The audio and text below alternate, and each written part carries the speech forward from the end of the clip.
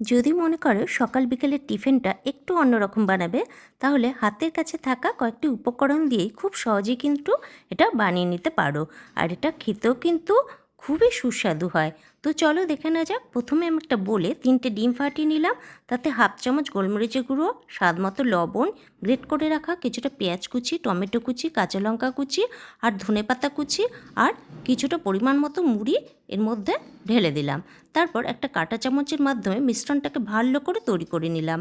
এরপর গ্যাস ওভেনে একটা প্যান বসিয়ে তাতে সামান্য কিছু তেল গরম করে তারপর এই মিশ্রণটাকে এক হাতা করে দিয়ে দেবো। একদিক হয়ে গেলে চেপে চেপে দেবো, যাতে ওই দিকটাও ভালো করে হয়ে যায়। আর ফ্লেমটা কিন্তু অবশ্যই লো ফ্লেমে রাখবো, না হলে কিন্তু পুড়ে যেতে পারে।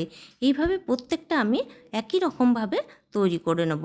ব্যাস, এইভাবে তৈরি হয়ে গেল সকাল বিকালের সবার প্রিয় দুর্দান্ত স্বাদের একটা নাস্তা, যেটা খেতেও খুবই সুস্বাদু হয়। ভিডিওটা যদি ভালো লাগে লাইক ও শেয়ার করে আমার পাশে থাকার অনুরোধ রইল।